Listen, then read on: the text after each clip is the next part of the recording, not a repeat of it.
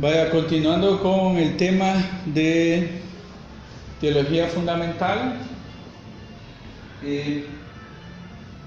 Estamos ahorita abordando la naturaleza de la teología fundamental.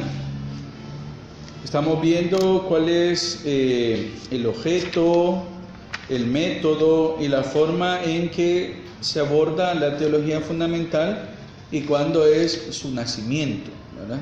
Entonces, con lo que hemos visto, lo primero que hay que decir, después del recorrido que ya hicimos, es de que la teología fundamental como tal es una disciplina reciente, aunque hemos visto que se va desarrollando en la historia de la Iglesia, porque es aquel aspecto donde se debe conocer las verdades fundamentales de la fe, exponerlas y defenderlas. Entonces, el esquema de la disciplina de la teología fundamental hasta el día de hoy ha tenido el recorrido que hemos visto en las clases anteriores. Ahora, nombrado oficialmente por la Iglesia, aparece por primera vez con el Papa Pío XI, quien es el primero que habla de la teología fundamental. Luego, quien le da propiamente su estatuto a la teología fundamental es la Constitución Sapientia Cristiana de Juan Pablo II. Es un documento que viene a darle toda la estructura para los seminarios y universidades católicas, ¿verdad? Entonces, ahí viene Juan Pablo II y dice que la teología fundamental, con referencia a las cuestiones sobre ecumenismo, eso es con nuestros hermanos cristianos, ¿verdad? Porque se acuerdan, ¿verdad? Cuando salió la cuestión de Lutero, salió la cuestión de la verdadera iglesia. Ya no era la cuestión de la verdadera religión, sino cuál es la verdadera iglesia de Cristo. Entonces, eso se llama hoy ecumenismo.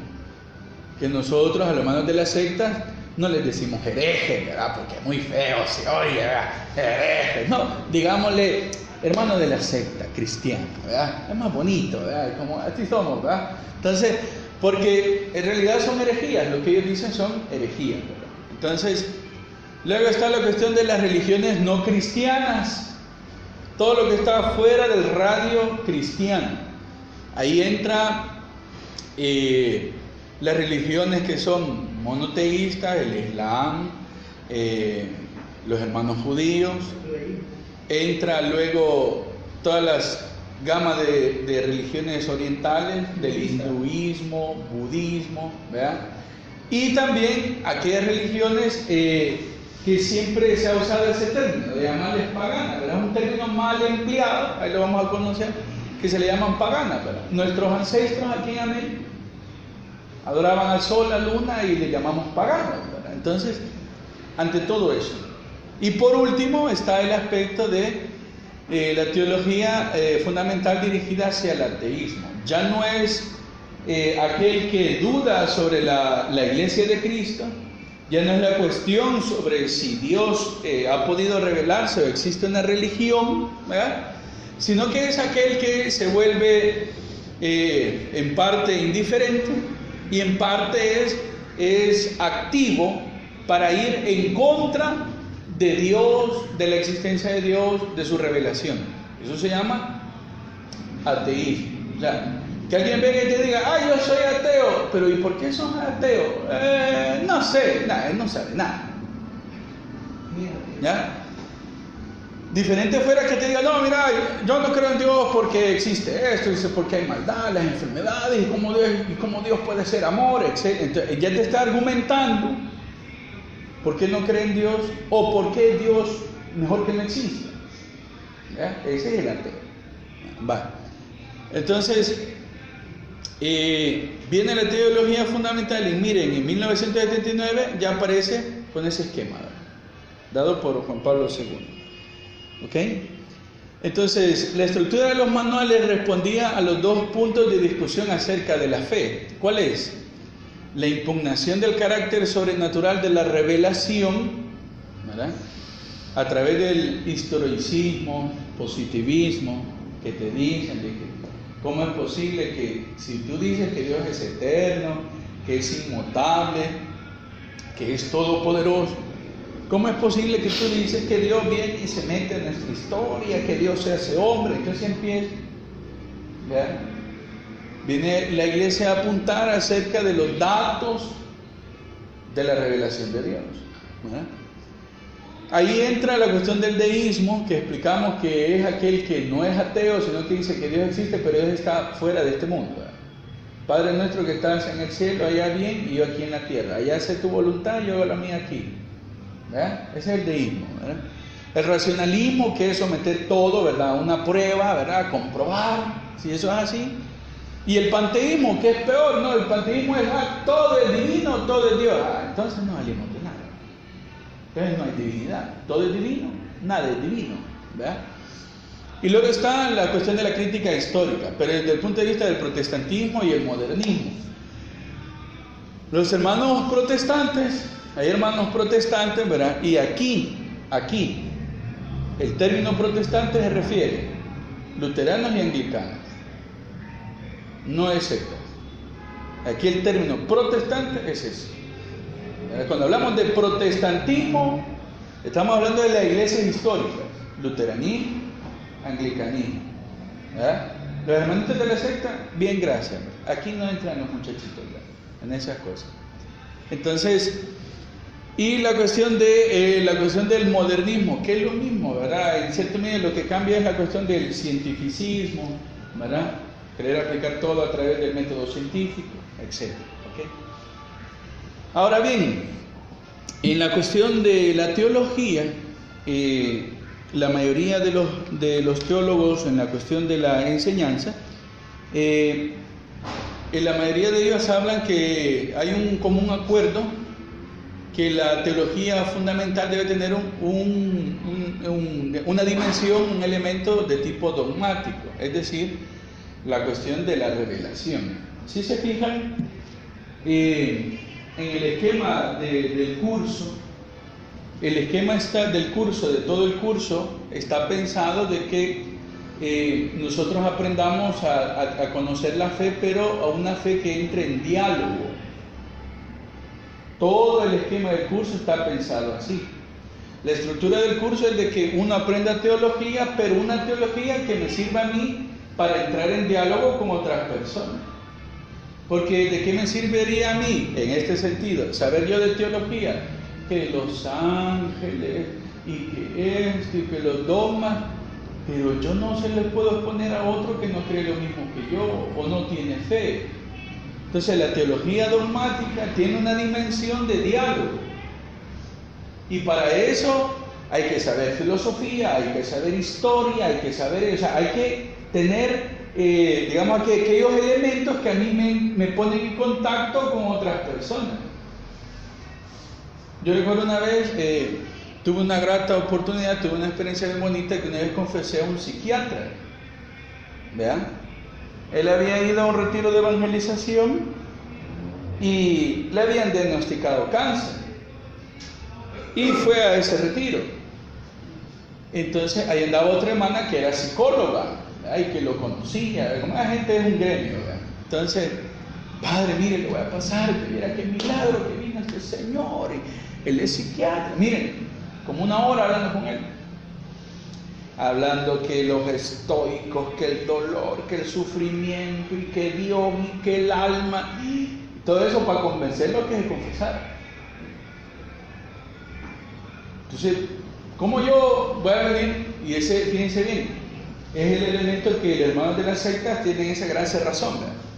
Ellos se ponen con su megáfono a darle duro a la Biblia, ¿va? O sea, que te entre la Biblia como de lugar. O sea, ahí no hay diálogo. Ahí es, o aceptás, aceptás. Pero vengo yo, hola, ¿qué tal? Mucho gusto. Ah, mire, usted es ingeniero. Ah, ¿qué tal? Mire, tal cosa. No, fíjate. Y empezás a hablar con el ingeniero de filosofía, un poquito de física, porque la teología fundamental tiene todos esos elementos, ¿verdad? Entonces, el curso lo estructuré así para que uno aprenda teología, pero en diálogo. Hay que meterle, ¿verdad? Por eso el curso lleva la introducción a filosofía, lleva antropología, lleva teología fundamental 2, que es toda la filosofía de la ciencia, filosofía de la naturaleza, y la 3, que es con el ateísmo, ¿verdad? Hay que saber un poquito de términos filosóficos, ¿verdad? Y qué es esto. Entonces, una cosa bien con enjundia, ¿eh? Pero la teología fundamental, a pesar de que tiene ese carácter, no debe apartarse del aspecto de la revelación, que es lo que nosotros vamos a ver. ¿Qué es la revelación de Dios? Lo que el padre en misa le cuesta explicar, ¿verdad? La teofanía, la epifanía y eso, ¿verdad? Lo que le cuesta explicar ahí al padre en la misa, nosotros lo vamos a meter, pero a profundidad. ¿Verdad? Entonces tiene esa dimensión. Entonces, se va a hablar del punto de vista de la fe, la cuestión de la revelación y de la fe. Pero la fe no, ¿cómo se llama? Sí, yo creo, ¿verdad?, que es la dimensión sentimental, que es normal, ¿verdad?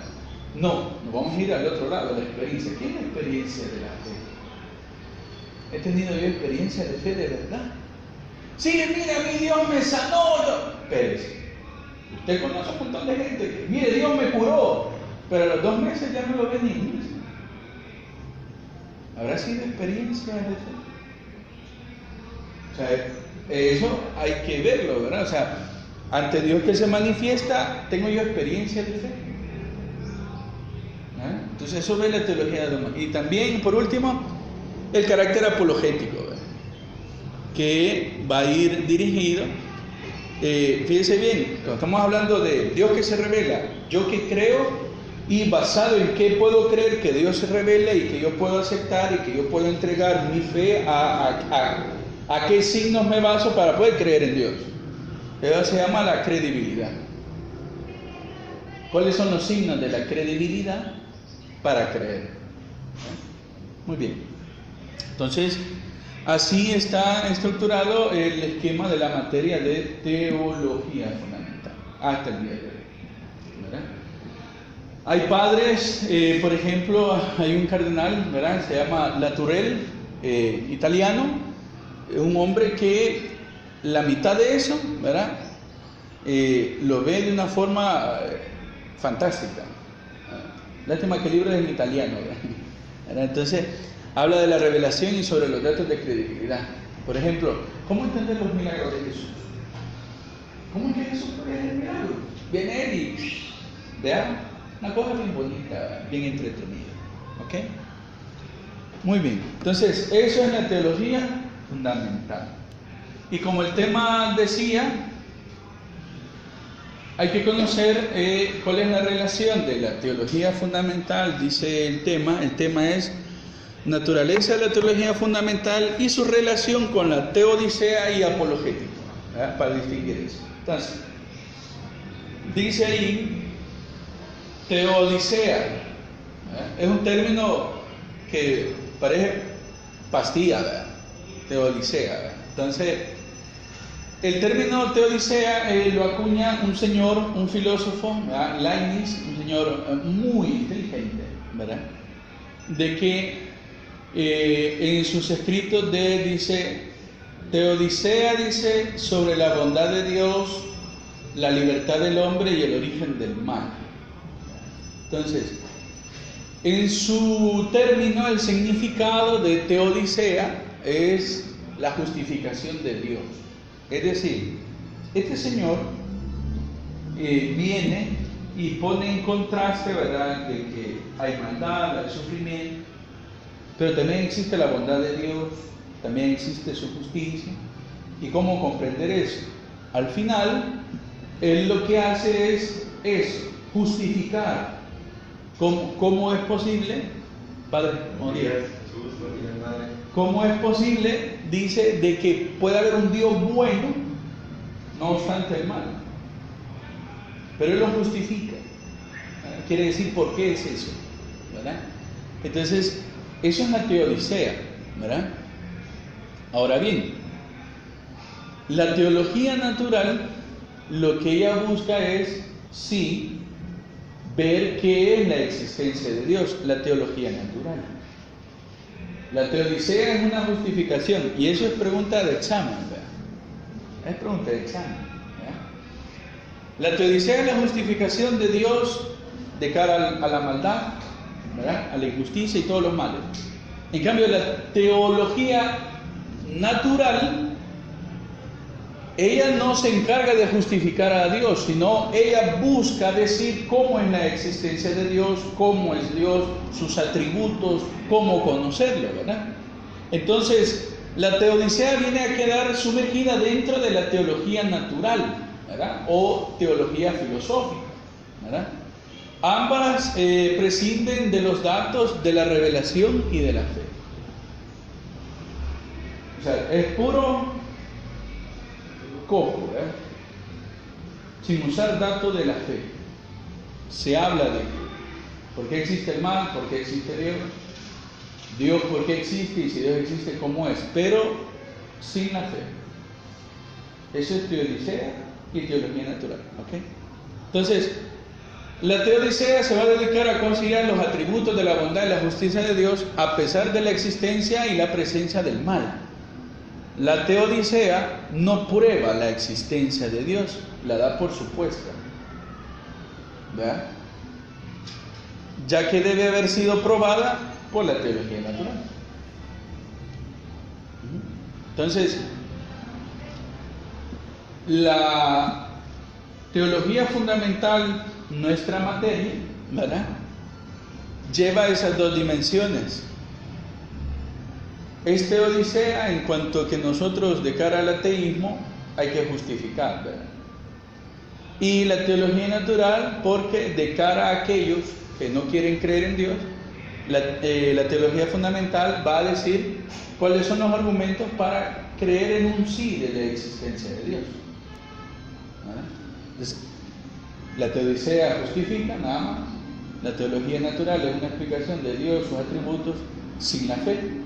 La teología fundamental abarca esas dimensiones, pero también el dato de la fe, y lo pone en contraste, ¿verdad? ¿Ok? Muy bien.